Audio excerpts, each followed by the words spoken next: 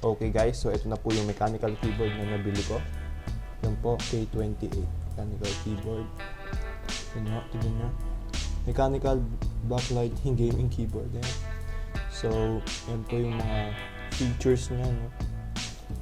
And ito yung specification sa likod. Ayan. So, open na natin guys. Keyboard. Keyboard. Palm rest. Keyboard guys. Tignan natin ang IG. So ayan. Mapapansin nyo. Wala siyang numpad dito. Sa gilid niya. Wala. Ayos lang yan. Panglaro lang na yan. Kasi pang office na rin yun. Ito yung palm rest na. So ganito to. Ganito siya. Ganito. Ganun lang guys yung gagawin. Ayan.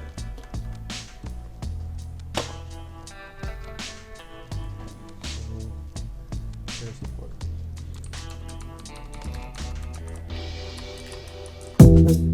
Test natin guys. Okay guys, so ganito po yung magiging itsura nitong keyboard na to kapag i-start nyo na yung computer. Ayan. Hindi nyo ba makita? Medyo maliwanag kasi guys, no? Ganito ulit mangyayari pag open yung computer. Yan.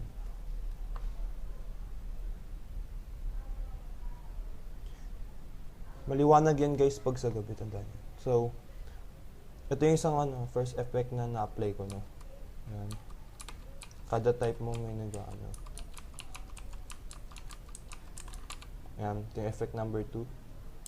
Ito, pindutin nyo itong function, tsaka itong, yan, ganyan lang yan guys. No? Tapos, isa pang effect. Yan, pag nagto-type ka, nalabas ang ilaw sa keys. Effect number 2. Ganyan, nag-fade lang siya. Effect number 3. Ayan. So, parang nag-change rin siya ng color niya pag ganun.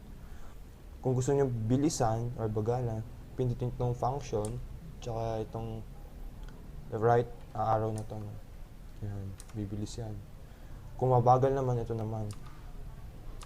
Yan. So, pang-effect, yan.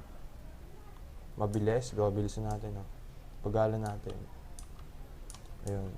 So, nag-work siya guys. So, ganyan yung mode niya sa panglalaro. Ito lang na ilaw, tsaka ito. WASD. Then, sa pang-effect, parang snake. Tawag yung snake effect. Yan. Bilisan natin. Hindi, parang Tetris, no? Yan. Ito pa isang effect. Yan. Parang ano siya. Parang nadaan sa tunnel. Pagalan natin. Kung makikita nyo guys, yung frame nito is makintab, which is hindi siya glass. Hard plastic lang rin yan, pinakintab, pero mukhang premium talaga tignan.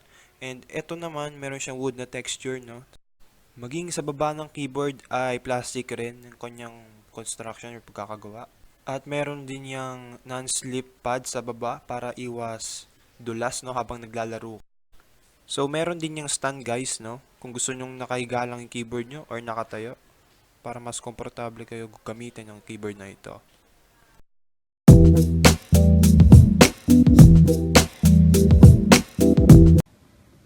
Kung naglalaro naman kayo gamit ang keyboard na ito at aksidente nyo napindot yung Windows key at ito yung magpa-pop up, tignan nyo guys.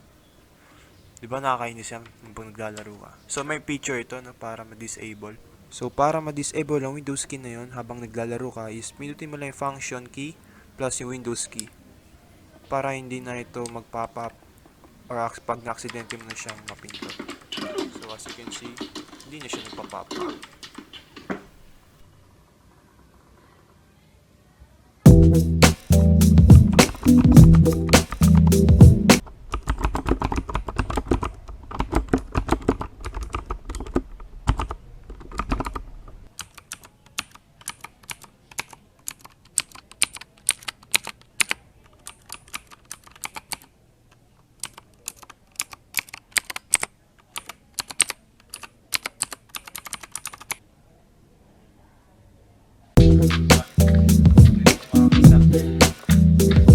Oh! Ang maganda. Yun lang. Gusto? Wow! Yung gamitin, no? So guys, ayan po yung binili ko no, sa Shopee. Ayan po yung, ayan yung Fantech K28 na keyboard. Bale, ano siya, membrane keyboard, no. And nagamit ko siya, no, for almost, tagal-tagal na rin, no. Pero, ako kasi gusto ko ng bagong keyboard, no, na mechanical naman. Kasi, nung naglaro ako sa computer shop, ganda talaga ng feel niya. No? Nakaka, larong-laro ka. Kanina, no, nilinis ko na yung keyboard na yun kasi papamigay ko talaga yun sa sa pinsan ko. Putya na yan. Unexpected, no? Nililinis ko nga para ibigay. Nung testing ko na, pagkatapos ko linisin, no, nasira naman. So, sakto nga lang talaga na bumili ako ng mechanical keyboard, no?